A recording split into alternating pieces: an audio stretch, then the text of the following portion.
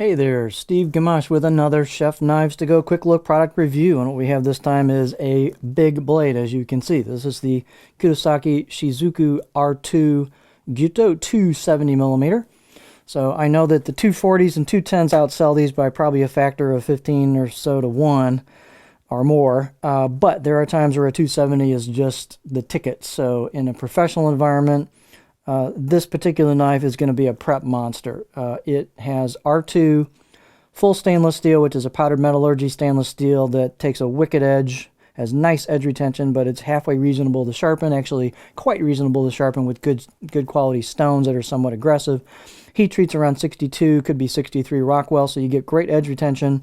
It's got stainless cladding as well on either side with some very interesting characteristics, which we'll take a look at. So it's an all stainless blade, but you'll see it's thin at the edge, thin at the tip, light, nimble for such a big knife. And again, this would, in a pro environment, this thing would just be a prep monster, trust me. The weight and dimensions will vary a little bit from knife to knife. But again, if you haven't seen, so this has stainless cladding, soft stainless cladding on top of either side of that hardcore steel for a 3-layer construction. The weight is about 204 grams or 7.2 ounces on this particular blade. It seems heavy, but for such a big knife, it's really not. It's much lighter in hand than you would think, given such a large blade. The edge length on this is about 273 millimeters or 10 3/4 inches. So again, lots of room to cut with. Overall length, about 17 inches. And then the spine thickness, I got about 3.3 coming out of the handle, so it's got some beef coming out of the handle. But then it thins out pretty quick. About halfway down, I got 2 millimeters. And then it pretty much holds around 2 or so. But you can see the grind on this is quite generous. And so it's got a nice kind of distal taper towards the last couple inches and gets pretty thin at that tip. Will be an excellent performing tip for lots of different tasks. And then here is the edge shot. Again, thin at the edge. You know, I would say you're not going to like take down a butternut squash with this thing. Maybe you take it down initially and then use this thing to cube it up or whatever. But, you know, this is a fairly hard steel, thin at the edge, so you got to use some technique with it. It's not going to be a beater by any means. But for large scale prep tasks, lots of volume, whether at home or, you know, of course, in a professional environment, this thing is just a beast. And blade height, 57.7. Yeah, it's tall. Is there room clearance? Heck yeah. So the handle is octagonal walnut with a black Packawood ferrule on it. Nice fit and finish.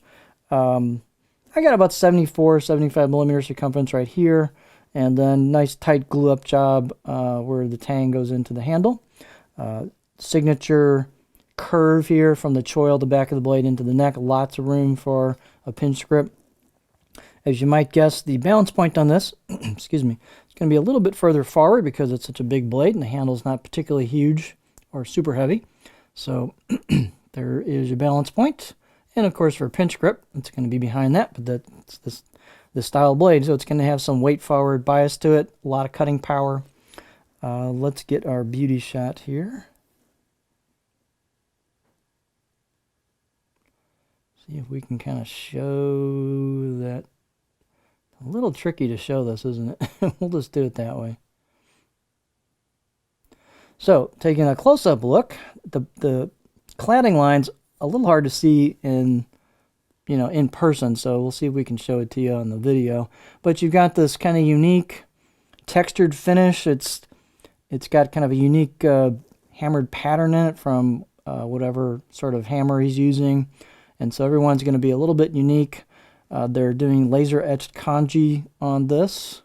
Right there, you can see that. The lighting will kind of show it. Fairly decent polish to the blade, as you can kind of tell. It's a little bright on the light reflection here, but there's your cladding line.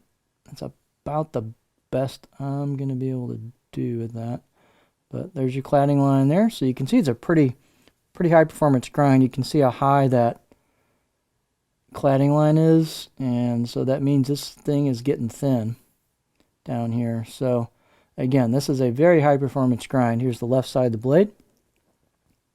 I have one of these in a 240, and I do not have a problem with food like getting stuck in these little crevices. Of course, I typically clean mine with a little bit of a brush, nylon brush, as well as, drying it and cleaning it. But I really don't have a problem with food like nestling in those crevices. It's not bad at all.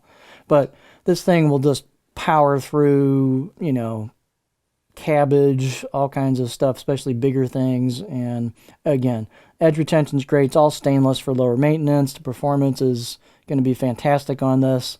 Again, this is just, if you're looking for something for high volume prep with edge retention and just great performance, this is a killer package. The grinds are really nice, very straight, fairly stiff in the back half.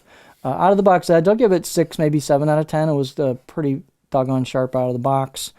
And here is our edge profile. The cool thing about a long knife is there's lots of parts of the blade that you can use. And one of the benefits of a long knife is that as you use parts of the blade and maybe it gets a little less, sharp, then you can start using other parts of the blade and use the sharpness that's left on the knife and kind of use the whole edge up before you take it to the stone. So there are a lot of advantages to bigger blades. One of those is, I can get over pretty tall product without having to raise the blade very much, just because of that, just the geometry and that leverage you got from a physical standpoint.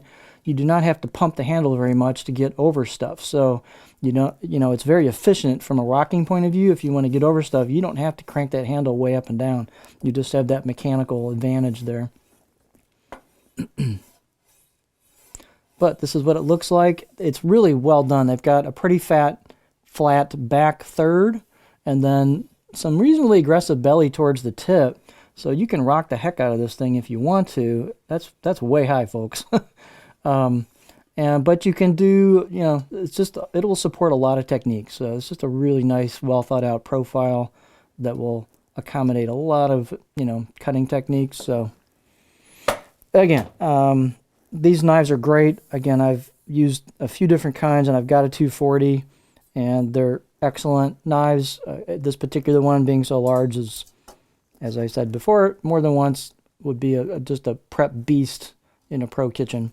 So this is the Kurosaki Shizuku R2 Gyuto 270mm knife.